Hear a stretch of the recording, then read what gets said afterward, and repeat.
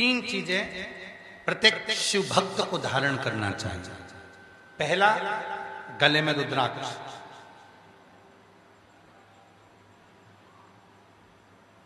दूसरा, भगवान शंकर को जल चढ़ाकर उस जल का आचमन, उस जल का आचमन करना। कायिक, वाचिक और मानसिक, तीन पाप समाप्त। कायिक भी हो गए, वाचिक भी हो गए, मानसिक भी हो गए, तीन पाप समाप्त। पहला है गले का रुद्राक्ष धारण करना। दूसरे नंबर पर है शिव जी को जल चढ़ाकर उसका आचमन करना। तीसरे नंबर पर भगवान शंकर पर चढ़ी हुई भस्म को, शिवजी पे चढ़े हुए चंदन को, शंकर भगवान पे चढ़े हुए भस्म को अपने मस्तक पर धारण करना। कई लोग उसे भस्म कहते हैं, कई लोग उसको विभूति कहते हैं, विभूति कहते हैं। शिव महापुराण भगवान शंकर की कथा वर्णन करती है कि शिवजी पे चढ़ी हुई भस्म को 5 नामों से जाना जाता है। कितने नाम है भस्म के? जम के बोलो जरा। 5 नाम। पहला, भगवान शंकर पर चढ़ी हुई भस्म को लोग विभूति भी कहते हैं। विभूति, विभूति का मतलब क्या होता है? ऐश्वर्य। विभूति का मतलब होता है ऐश्वर्य।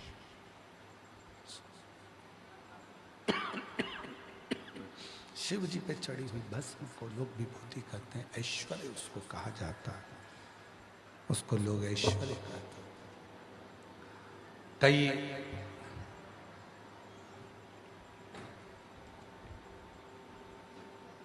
कई माताएं कहती हैं कि गुरुजी, क्या महिला सिर पर भस्म लगा सकती है? क्यों नहीं? क्या बच्चे सिर पर भस्म लगा सकते हैं? क्यों नहीं?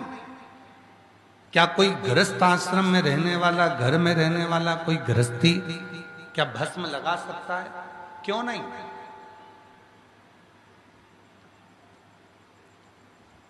भस्म को विभूति भी कहते हैं। विभूति का मतलब होता है ऐश्वर्य।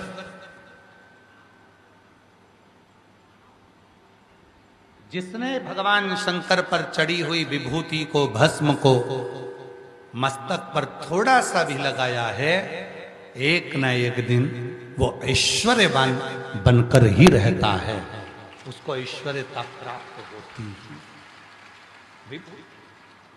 विभूति का मतलब है ऐश्वर्यता, विभूति का मतलब है ऐश्वर्य।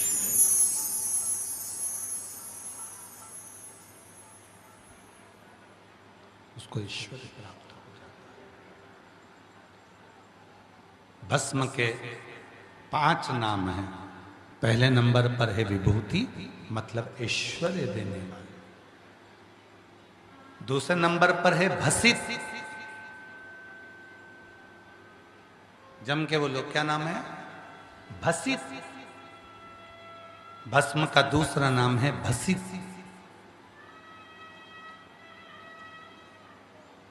भसित का मतलब है जो केवल शिव को मानता है,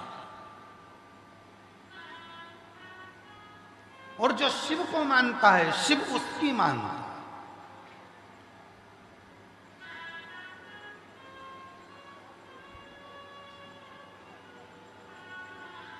चलो एक सरल भाषा में समझिएगा। आप जिस मोहल्ले में रहते हो, आप जिस क्षेत्र में रहते हो, वहां के विधायक का नाम आपको मालूम होगा। अब आपके क्षेत्र में आपके विधायक की चलेगी कि दूसरे विधायक की चलेगी? जम के बोलो जरा। अरे जम के तो बोलो। अपने ही विधायक की चलेगी ना। आपके क्षेत्र में आपके कलेक्टर की चलेगी कि दूसरे कलेक्टर की चलेगी? जम के बोलो जल्दी से। अपने कलेक्टर। आपके क्षेत्र में आपके IG, DIG, commissioner, SP, SSP, SDM उनकी चलेगी कि दूसरे प्रदेश के आईजी, कमिश्नर, डीआईजी, एसपी, दूसरे क्षेत्र के उनकी चलेगी? अपने क्षेत्र।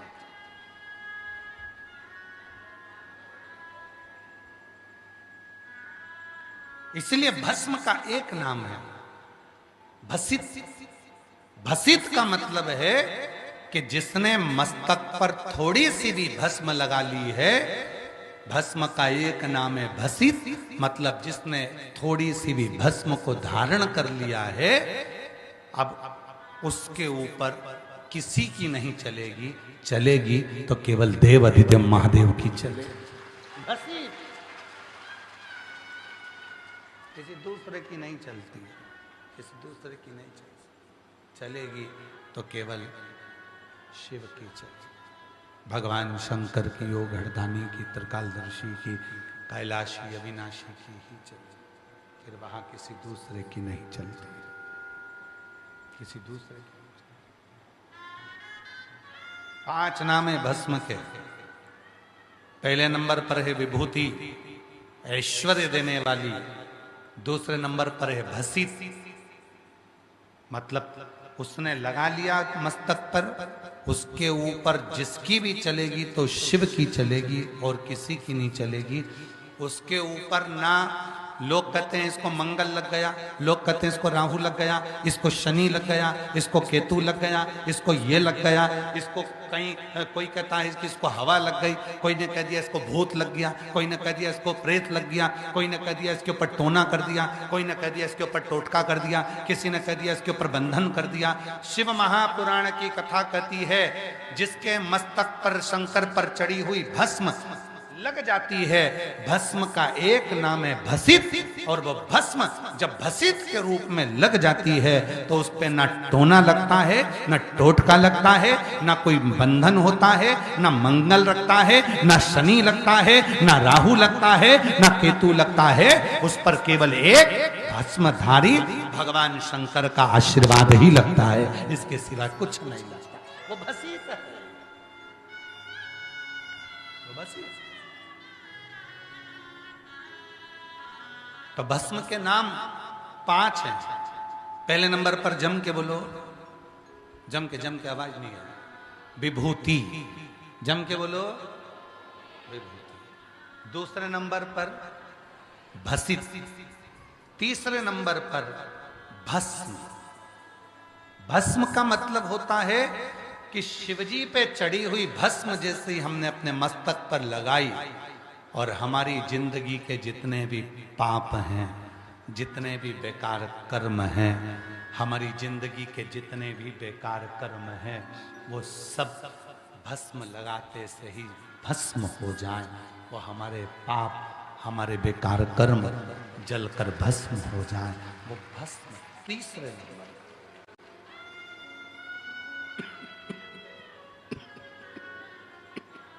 वो तीसरे नंबर भस्म। और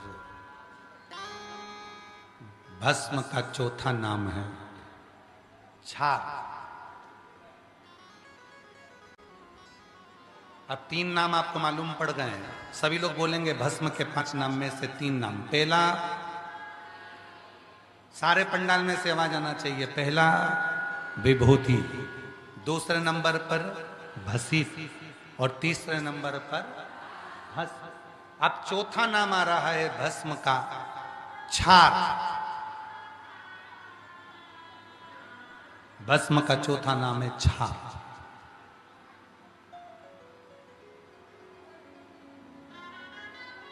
जो विपदा आती है, आपदा आती है,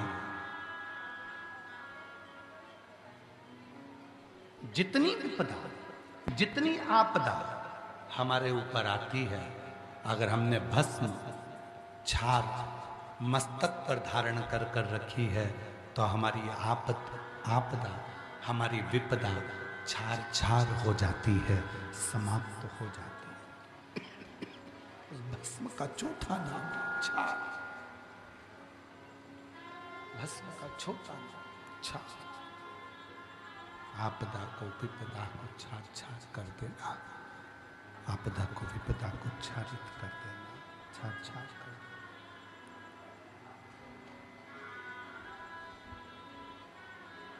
चौथा नाम अच्छा। फिर से बोलेंगे 4 नाम, पहला, दूसरा वसी, तीसरा भस्म, चौथा छार। मस्तक पर भस्म आई तो उसका चौथा नाम है छार। हमारी आपदा को, हमारी विपदा को, हमारे आने वाली परेशानी को, हमारे आने वाली बीमारी को, हमारे आने वाले रोग को, हमारी आने वाली तकलीफ को पहले ही वो छार छार कर दे, उसका नाम है भस्म, जिसको हम छार भी कहते हैं। और भस्म का चौथा नाम है, भस्म को 5वें नाम से पुकारते हैं। चौथा नाम छार हो गया, 5वां नाम है भस्म का रक्षा।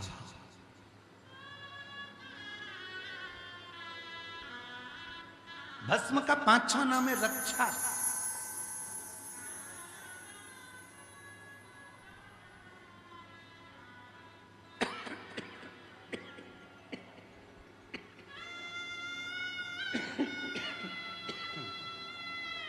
रक्षा,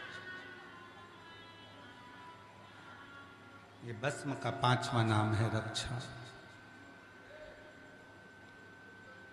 ये हमारी परिवार में, कुटुंब में, रिश्तों में, नातों में, अपनों में, दुनिया की दृष्टि से, दुनिया के क्लेशों से, दुनिया की नजर से हमारी रक्षा करती है। बस इसीलिए शिव महापुराण के उमा संहिता में आता है, भगवान शिव पार्वती जी से कहते हैं, पार्वती सुनो, हे जगत जननी, हे पार्वती, मेरे तन पर चढ़ी हुई भस्म पुरुष, स्त्री, बच्चा, बूढ़ा, नाग, किन्नर, गंधर्व, पशु, पक्षी जब अपने ऊपर धारण कर लेता है तो उसकी रक्षा का भार मेरा स्वयं का हो जाता है। कह देती है कि तुम हमको समय नहीं देते।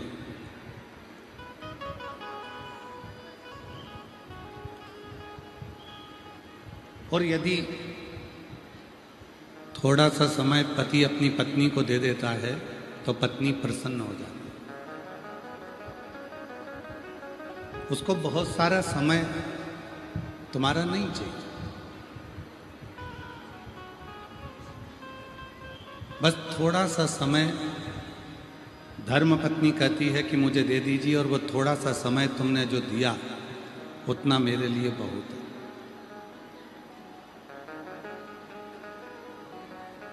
मुझे बहुत समय नहीं चाहिए, आप मुझे केवल थोड़ा सा समय दे दो, वो समय मेरे लिए बहुत है। उसी तरह थोड़ा सा समय यदि पति पत्नी को दे दे तो पत्नी उसकी जिंदगी भर सेवा करने को तैयार रहती है। उसी तरह अगर संसार का मनुष्य 24 घंटे में से थोड़ा सा समय देवाधिदेव महादेव को दे दे तो महादेव उसके दुख को मिटाने के लिए तत्पर खड़े हैं।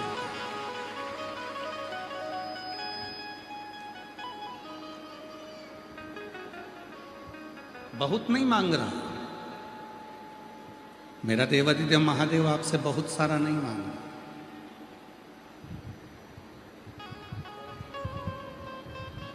24 घंटे परमात्मा ने आपको और हमको दिए।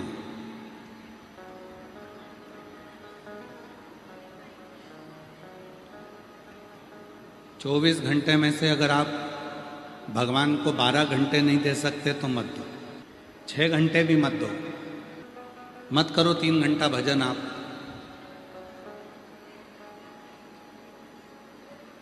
पर शास्त्र कहता है 24 घंटे में से 3 घंटा भजन करो, 3 घंटा नहीं कर सकते तो 1.5 घंटा करो, 1.5 घंटा नहीं कर सकते तो 1 घंटा करो, 1 घंटा भजन नहीं कर सकते तो कम से कम आधा घंटा करो, आधा घंटा नहीं कर सकते तो 15 मिनट करो, 15 मिनट नहीं कर सकते तो 5 मिनट करो, और 5 मिनट भजन नहीं कर सकते तो 1 मिनट करो, और 1 मिनट भी नहीं कर सकते तो चुल्लू भर पानी में डूब मरो।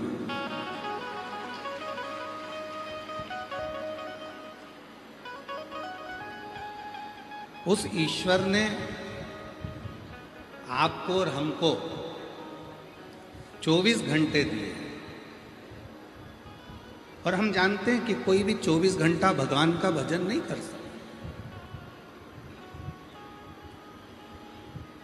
हम बोल भी देंगे ना तो तुम लोग 24 घंटा भगवान का भजन नहीं करोगे, और हम कह भी दें कि तुम 12 घंटा कर लो तो तुम 12 घंटा भी नहीं करोगे। तो जो तुम करो ही नहीं तो हम काय को बोल के अपना समय बर्बाद करें। शिव पुराण कहती है 24 घंटा भजन नहीं कर सकते, 12 घंटा नहीं कर सकते, 6 घंटा नहीं कर सकते, 3 घंटा नहीं कर सकते, 1.5 घंटा नहीं कर सकते, आधा घंटा नहीं कर सकते। कम से कम 1 मिनट भी अगर आप भोलेनाथ के नाम का उच्चारण कर रहे हो, श्री शिवाय नमस्तुभ्यम कह रहे हो, नमः शिवाय कह रहे हो, ओम नमः शिवाय कह रहे हो, तो याद रखना कि तुमने जो 1 मिनट मेरे शंकर भगवान को दिया है, तुमने 1 मिनट जो मंत्र का उच्चारण किया है, एक दिन ऐसा आएगा कि जिस समय पर तुम दुख की घड़ी में खड़े होगे, तब वो 1 मिनट का दिया हुआ श्री शिवाय नमस्तुभ्यम तुम्हारे सामने खड़ा होगा और तुम्हारे दुख को मिटा रहा।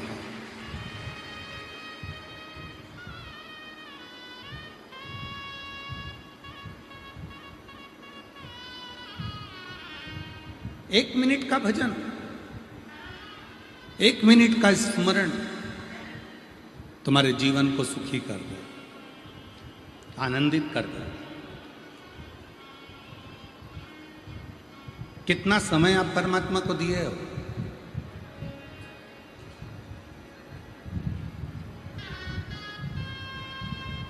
कितना समय आप भगवान को दिए हो, यह आपके ऊपर निर्भर करता है। कितना समय आप ईश्वर को दिए हो, यह आपके ऊपर निर्भर करता है। एक बहुत अच्छी बात आती है, एक संत अपनी शिष्या के घर पहुंचे। भजन करते करते संत शिष्या के घर पहुंच गए। सास ने प्रणाम किया, ससुर ने प्रणाम किया, पति ने प्रणाम किया, शिष्या ने प्रणाम किया, बहू ने। शिष्या जब आई, बहू जब आई तो बहू से पूछा, बेटा तेरे ससुर की उम्र कितनी है? शिष्या ने कहा, मेरे ससुर की उम्र 15 साल।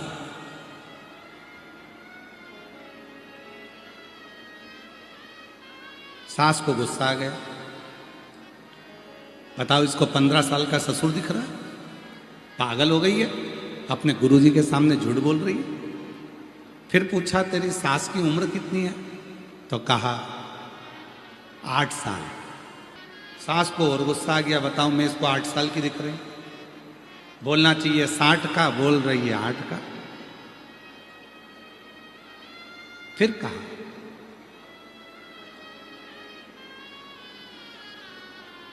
तुम्हारे पति की उम्र कितनी है? तो कहा कल ही पैदा हुआ है। और तुम्हारी उम्र कितनी है? कहा 48 वर्ष मेरी उम्र है। सास कहती है कि महाराज मेरी बहू पक्की झुटेली है, झूठ बोल रही है। बताओ मैं इसको 8 साल की दिखती हूँ, ससुर 15 साल का दिखता है, पति कल पैदा हुआ, तो शादी किसके साथ हुई? केवल इसने अपनी उम्र सही बताई है, बाकी के सारी उम्र गलत बताई है। इतने में संत ने कहा, माँ मैं तुम्हारी बहू से तुम्हारी उम्र नहीं पूछ रहा था, मैं तुम्हारी बहू से तुम्हारे शिवालय जाने का, शिव पुराण सुनने का, कथा में जाने का पूछ रहा था कि तुम सत्संग में, भजन में, कथा में कितने सालों से लगी हो। ससुर 15 साल से भजन में लगा है, भले उसकी उम्र 75 साल है, पर सही उम्र तो 15 साल है जो भगवान की भक्ति में लगाई गई है। तुम्हारी उम्र भले 60 साल है, पर तुम्हारी सही उम्र 8 साल है कि तुम 8 साल से शिव पुराण की कथा सुन रहे हो, तुम 8 साल से शिवालय जा रहे हो, तुम 8 साल से भगवान का भजन कर रहे हो, तुम 8 साल से भगवान की भक्ति में डूबे हो, तुम 8 साल से भगवान का नाम ले रहे हो, तुम 8 साल से नमः शिवाय कर रहे हो, तुम 8 साल से 1 लोटा जल चढ़ा रहे हो, तो तुम्हारी सही उम्र भले 60 की हो पर सही उम्र 8 की है।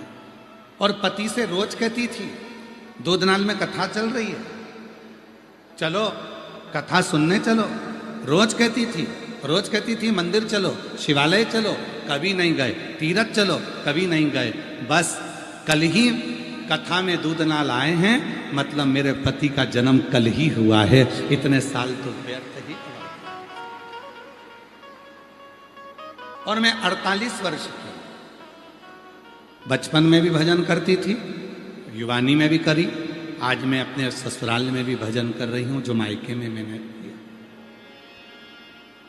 कर्म, कितना तुमने शिव का भजन किया, कितना तुमने भगवान की भक्ति करी, कितनी उम्र तुमने भगवान के भजन में लगाया, सबसे ज़्यादा जरूरी वही है। बाकी का समय तो तुमने जो निकाला कमाने में, परिवार में, कुटुंब में, कबीले में, ये सब गिनती में नहीं आया, गिनती में तो वही आया जो तुमने परमात्मा के लिए लगाया।